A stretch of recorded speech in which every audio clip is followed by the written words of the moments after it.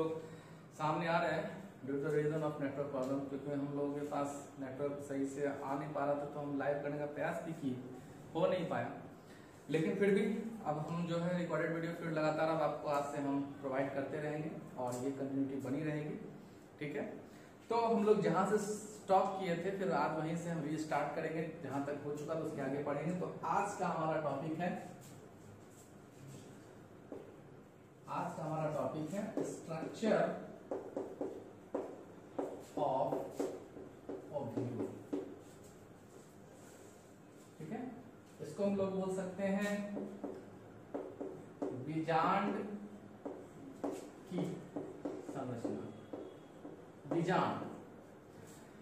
बीजांड पुष्पीय पौधों का एक प्रमुख हिस्सा है, प्रमुख भाग है। आपको हम छोटे से एक चित्र के माध्यम से, एक फिगर के माध्यम से थोड़ा सा याद दिलाने का हम प्रयास करेंगे। यहाँ पर आपको एक फिगर हम लोग यहाँ पे बनाए थे अंडक का, अंडाशय का।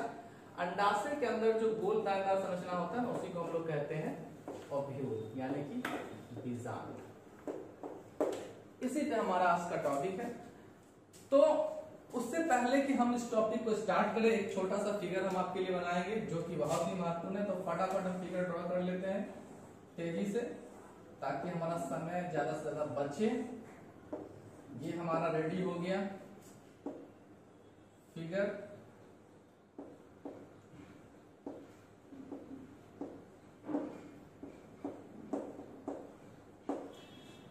इसमें हम आपको ये बताना चाह रहे हैं कि बीजांड जो है वो फ्लावर का एक प्रमुख हिस्सा इसलिए हो जाता है, यही बीजांड आगे चलकर बीज में बदल जाता है। फ्लावर का जो अंडाशय है, ठीक है ना, उसके अंदर बीजांड की संख्या 1, 2, 4 या फिर सैकड़ों में हो सकती है। यहां पे हम उसके कुछ नामों का नामकरण कर लेते हैं। पहले यहां जो प्रारंभिक क्षेत्र है उसको हम लोग बोलते हैं माइक्रोपाइल, यानी कि बीजांड द्वारा। और एक लास्ट का जो छोर होता है उसको हम लोग बोलते हैं चैलेजल एंड, यानी कि निभागीय छोर। उसके बाद और कौन कौन सा प्रमुख भाग है? तो एक जो लेयर होता है बीजांड को घेर के, वो एक लेयर ही हो सकता है, 2 लेयर भी हो सकता है, यानी कि वो सीड पे डिपेंड करता है उसके कितने लेयर होंगे, बीजांड पे डिपेंड करता है। इसको हम लोग बोलते हैं इंटेगुमेंट, और हिंदी में इसको हम लोग बोलते हैं अध्यावरण। ठीक है, इंटेगुमेंट को हिंदी में बोलते हैं अध्यावरण। 1 लेयर 2 लेयर का हो सकता है। उसके बाद ये आपका हो जाता है एम्ब्रायोसैक, भ्रूणकोश। ठीक है, उसके बाद यहां पे एक प्रमुख भाग होता है जिसको हम लोग कहते हैं रैफी। दूसरा एक और भाग होता है, उसको हम लोग कहते हैं हाइलम, नाभिका। और एक यहाँ पे नीचे होता है, उसको हम लोग बोलते हैं फनिक्यूल। तो इस तरह से इसमें और भी अन्य कई भाग होते हैं, उसका भी हम डिस्कस कर देते हैं। तो एक भाग होता है यहाँ पे एंटीपोडल सेल,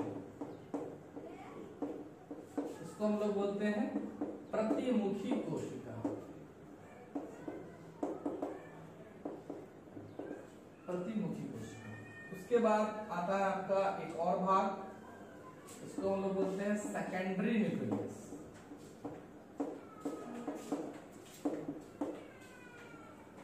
जिसको बोल सकते हैं हिंदी में द्वितीयक केंद्रक। और उसके बाद नीचे का हिस्सा आता है एग सेल, और दूसरा आता है साइनोइड्स। तो एक सेल को हम लोग क्या कहते हैं?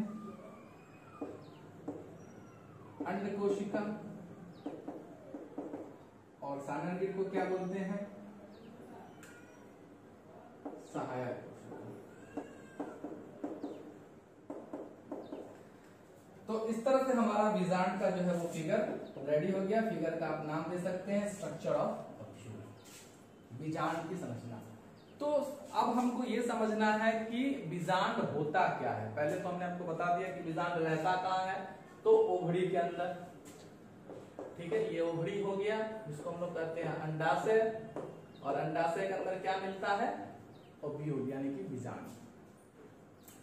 तो बच्चों आप लोग पहले क्या करोगे, हेडिंग बना लोगे स्ट्रक्चर ऑफ ओव्यूल का और लिखोगे, ठीक है, ओव्यूल के बारे में। फिगर आप लोग नोट कर सकते हैं। तो अब नोट हो चुका होगा तो हम इसको मिटा देते हैं।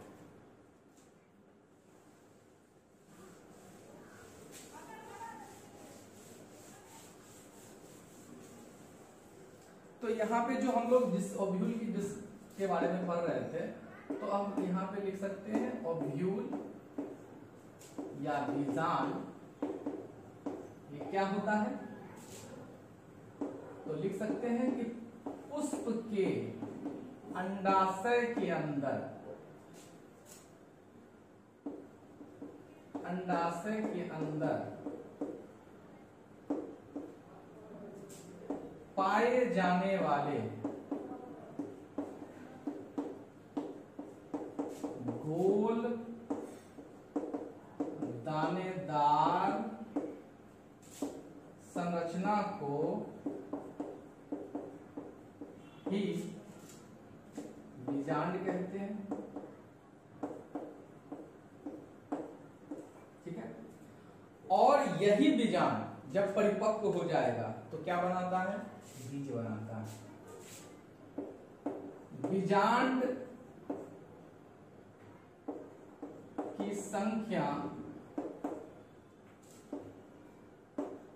अलग अलग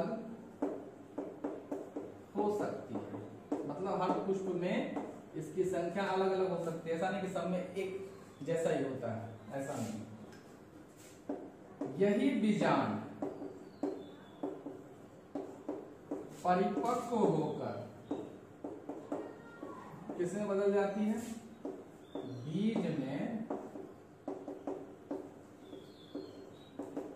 परिवर्तित हो जाती है। यही बीजांड परिपक्व होकर बीज में परिवर्तित हो जाती है। तो ये रहा आपका बीजांड के बारे में कि बीजांड क्या होता है। ठीक है, बीजांड के बारे में कि पुष्प के अंडाशय के अंदर, पुष्प का ये अंडाशय है, उसके अंदर पुष्प के अंडाशय के अंदर पाए जाने वाले गोल दानेदार संरचना को ही बीजांड कहते हैं। अब बीजांड की संख्या अलग अलग हो सकती है। अलग अलग हो सकती है मतलब क्या, कि जितने भी पुष्पीय पौधे हैं, करीब 2 लाख 2.5 लाख की संख्या में जो पुष्प पौधों की प्रजातियां हैं, उन पुष्पीय पौधों की प्रजातियों में सबकी बीजांड की संख्या अलग अलग होगी। ठीक है, और जब बीजांड की संख्या अलग अलग होती है तो उसके अकॉर्डिंग हम अगर बात करते हैं, यही बीजांड जब अंडाशय के अंदर आ जाता है तो परिपक्व होने के बाद वो बदल जाता है किसमें, बीज में, या बदल जाता है सीड में। ठीक है, अब आगे हम आपको बताते हैं कि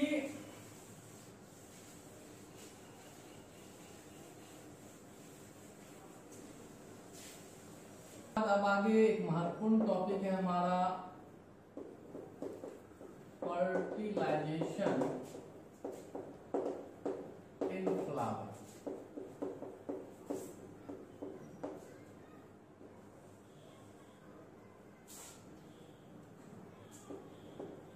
पुष्पों में निषेचन।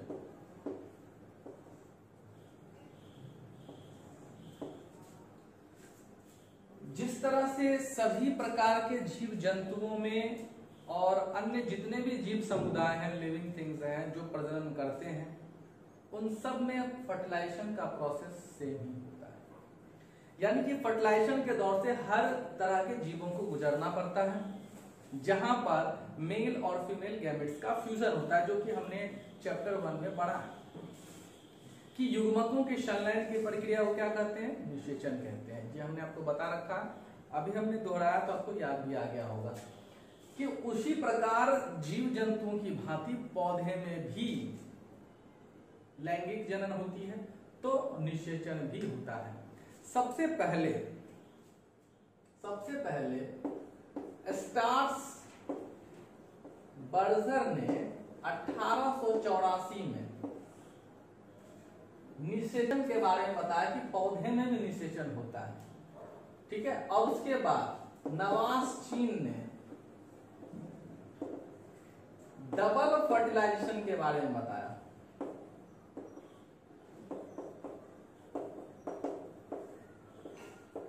ठीक है, फर्टिलाइजेशन की खोज किसने की? तो स्टार्स बर्जर। और डबल फर्टिलाइजेशन की खोज किसने की? तो नवास-चीन।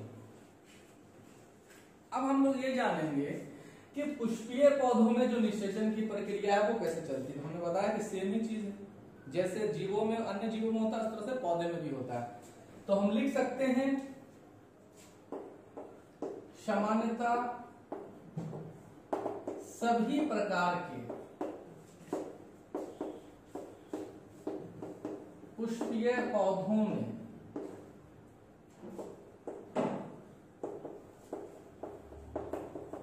निषेचन की क्रिया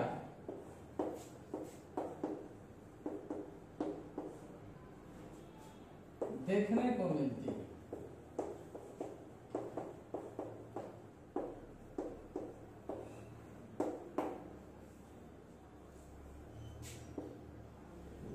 अन्य जीवों की भांति पौधे में भी निषेचन होता है,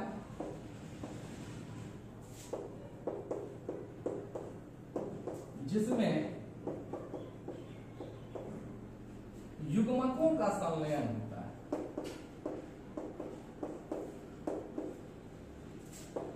युग्मकों का संलयन होता है,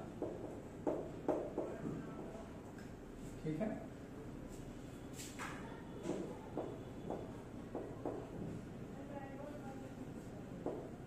पुष्पीय पौधों में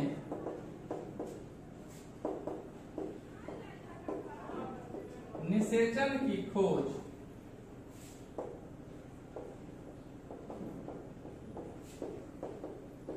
स्टार्स बर्जर ने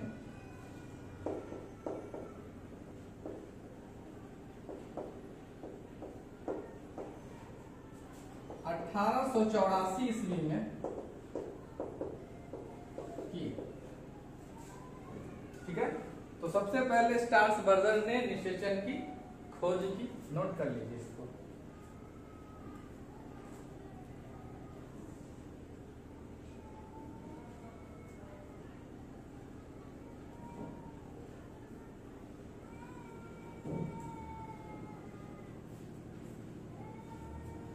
स्टार्स बर्जर ने इसकी खोज की।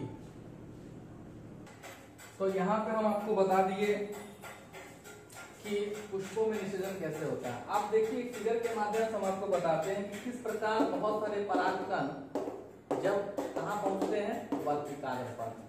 तो वर्तिकाल पर पहुंचने के बाद आगे का क्या प्रोसेस होता है कि जब परागकण, जैसे कि हम लोग यहाँ पे परिभाषित क्या किया कि युग्मकों के संलयन का, तो पौधे में भी दो तरह का आपको पता है रिप्रोडक्टिव ऑर्गन होता है, एंड्रोसियम मेल का, गायनोसियम फीमेल का।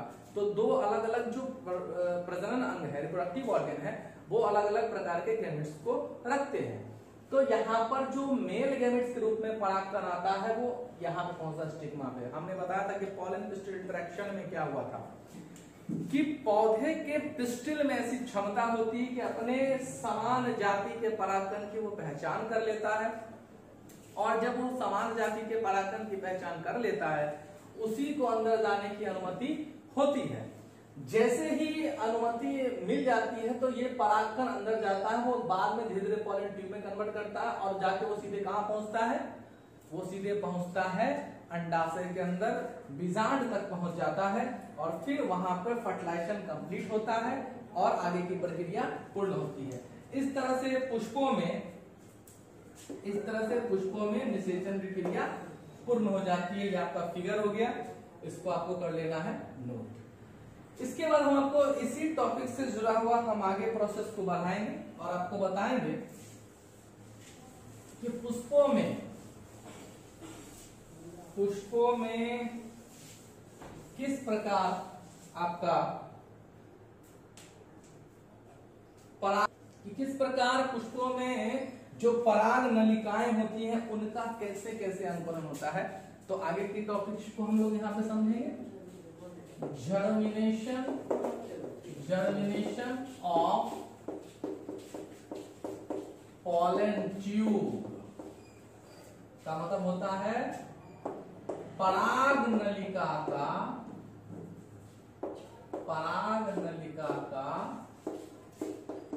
अंकुरण। पराग नलिका का अंकुरण। तो पराग नलिका का जो अंकुरण होता है, अभी हमने फिगर में आपको क्या दिखाया कि जब कोई परागकण वर्तिकाग्र पर आता है तो वहां पर कुछ मिनट, कुछ घंटे या कई बार कई दिन भी लग जाते हैं उसको अंकुरण होने के लिए। अब कुछ दिन, कुछ घंटे और कई दिन जो लगते हैं वो निर्भर करता है पौधे की अलग अलग प्रजातियों पर, यानी कि उसके अलग अलग जो स्पीशीज होते हैं उस पर पता चलता है कि उसको कितना समय लगने वाला है। तो जर्मिनेशन के दौरान क्या होता है, यहाँ पे कुछ पॉइंट को हम लोगों को समझ लेना है। सर्वप्रथम परागन के दौरान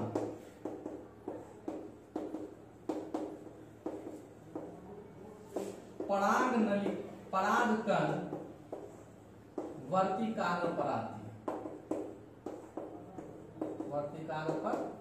आती है, यानी कि जब पॉलिनेशन होता है परागकण इधर उधर, चाहे वो जल के माध्यम से हो, वायु के माध्यम से हो, वो पहुंचता है कहां, तो हमारे पुष्प के स्टिग्मा पर अलग अलग माध्यम से पहुंच जाता है। पहला कार्यक्रम इसका क्या है कि पहले परागकण को कहां पहुंचना होगा, वर्तिकाग्र पर। अब वर्तिकाग्र की सतह तैलीय यानी कि ऑयली होता है, जिससे परागकण क्या हो जाते हैं, चिपक जाते हैं।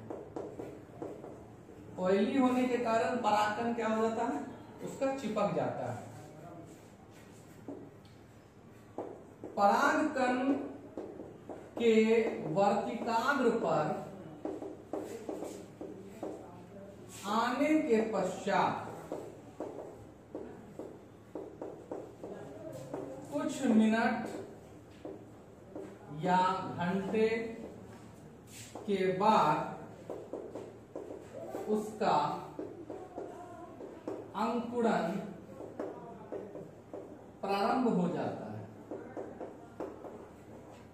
तो मैं फिर आपको बता देता हूं कि आने के बाद जब परागकण कहां पहुंच जाएगा, स्टिग्मा पर, वर्तिकाग्र पर आएगा, तो उसका जो ऑयली सरफेस है उससे क्या होगा, परागकण चिपक जाएगा और फिर वो परागकण कुछ घंटे मिनटों के बाद अपना अंकुरण प्रारंभ कर देता है। और जब उसका अंकुरण प्रारंभ हो जाता है फिर क्या होगा, इतना नोट कर लिए, चलिए नोट कीजिए फटाफट। 3 पॉइंट बताएं। अब देखिए इसके आगे क्या होता है कि यहां पर हम देख लिए कि उसका अंकुरण प्रारंभ हो जाता है। परागकण के अंकुरण के पश्चात यह पराग नलिका में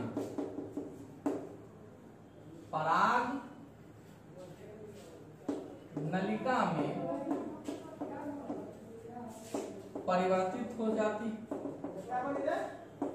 पराग नलिका में परिवर्तित हो जाती है और उसके बाद यही पराग नलिका धीरे धीरे वृद्धि करने लगता है। पुनः पराग नलिका वृद्धि करने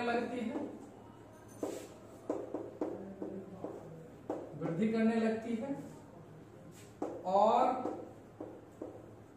परिपक्व हो जाती है।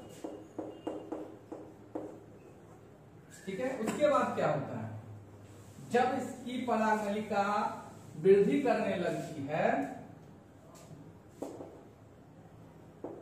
पराग नलिका वृद्धि कर पुष्प के अंडाशय के बीजांड, यहां फिगर में देखिए, यहां से आया पराग नलिका कहां जा रहा है, बीजांड के अंदर, अंडाशय के बीजांड के अंदर प्रवेश करता है। ठीक है, तो ये सब कुछ प्रोसेस होता है पराग नलिका के अंकुरन से लेकर, वृद्धि से लेकर बीजांड में पहुंचने तक।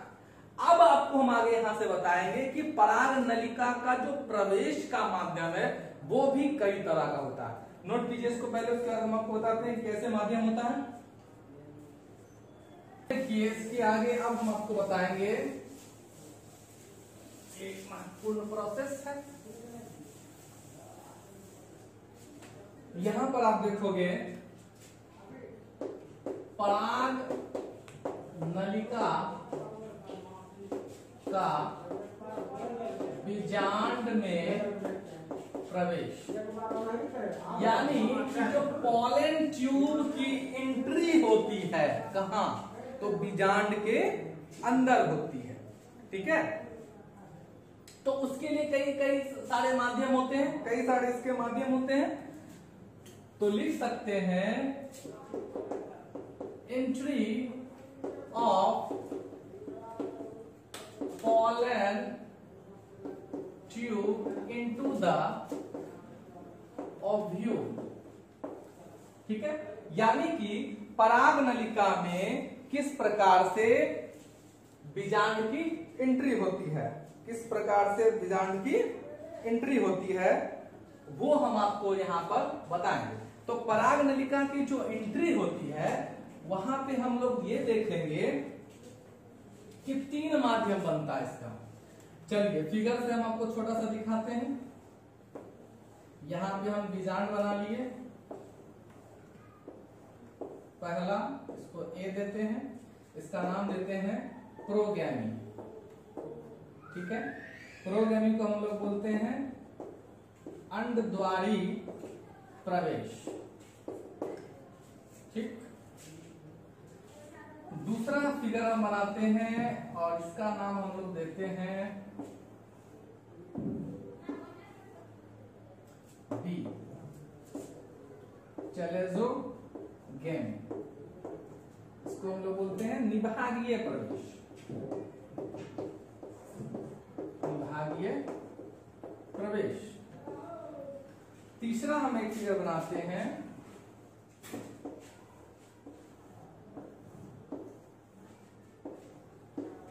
और इसको नाम हम लोग देते हैं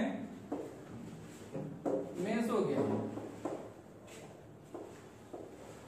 इसका नाम होता है मध्य प्रवेश। मध्य प्रदेश, मध्य प्रदेश मत लिख देना। तो 3 तरीके का माध्यम हो गया। तो पहला जो प्रोसेस होता है उसमें क्या होता है कि माइक्रोपाइलर इंड से, ठीक है, जब पॉलन ट्यूब की एंट्री कहां से होगी, माइक्रोपाइल से। ठीक है, जैसे मान लो ये हमारा जो पॉलन ट्यूब है उसकी एंट्री कहां से हो रही है, माइक्रोपाइल की दिशा से। इसको क्या नाम देंगे, पॉलन ट्यूब। तो पॉलन ट्यूब किधर एंट्री कर रहा है, माइक्रोपाइलर एंड से, तो क्या कहेंगे, अंडवारी प्रवेश। दूसरा चलेजोगेमी, चलेजल एंड का नाम कहां पे दिए थे, ये एरिया क्या है, चलेजल एंड है। ठीक है, और अगर इस दिशा से पॉलन ट्यूब की एंट्री होती है, ये फिर क्या लिख देंगे इसको, पॉलन ट्यूब, तो उसको क्या कहेंगे, चलेजोगेमी। और उसके बाद इस एरिया से, ये फ्लावर का है इंटेगुमेंट पार्ट, इंटूमेंट मतलब अध्यावरण। यहां से अगर एंट्री होती है पॉलन ट्यूब की, फिर लिख देंगे पॉलन ट्यूब, तो उसको हम लोग बोलेंगे मेसोगेमी। तो इस प्रकार बीजांड का जो है एंट्री पॉलन ट्यूब का, जो बीजांड का एंट्री हो रहा है, बीजांड में जो पॉलन ट्यूब की एंट्री हो रही है उसका माध्यम कितना हो गया? 3, प्रोगेमी, चेलोजेगमी और मेसोगेमी। तो सुन लीजिए क्या लिखोगे। तो सबसे पहले हम लोगों को लिखना है, सबसे पहले हम लोग लिखेंगे कि कई सामान्यतः बीजांड का परागनलिका, ठीक है ना, बीजांड में परागनलिका की प्रवेश 3 माध्यमों से होता है। बीजांड का परागनलिका में प्रवेश 3 माध्यमों से होता है, प्रोगेमी, चेलेजोगेमी और मेसोगेमी, ठीक है। ये फिगर नोट कर लीजिए, फिगर नोट हो गया। तो चलिए अब इसके बाद हम आगे बताते हैं क्या करना है, ठीक है। अब लिखेंगे पराग नलिका का बीजांड में प्रवेश 3 माध्यमों से होता है, 3 माध्यमों से होता है, ठीक है। कौन कौन माध्यम भैया? तो पहला है आपका प्रोगेमी, दूसरा है चेलेजोगेमी और तीसरा है आपका मेसोगेमी, ठीक है। तो पहला क्या होगा, इतना लिख लोगे। उसके बाद एक काम बता देते हैं, बाकी अपना लिखिएगा। इसमें लिखेंगे कि जब पराग नलिका का प्रवेश, जब पराग नलिका का प्रवेश अंड द्वार की ओर से होता है तो उसे प्रोगेमी कहते हैं, ठीक है। पहला हो गया। दूसरा चेलेजोगेमी, जब पराग नलिका का बीजांड में प्रवेश निभागीय छोर से होता है तो उसे चेलेजोगेमी कहते हैं, ठीक है। ये दूसरा हो गया।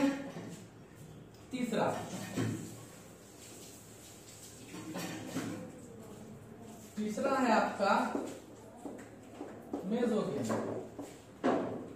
इसमें क्या लिखेंगे? जब पराग नलिका का बीजांड में प्रवेश अध्यावरण के माध्यम से होता है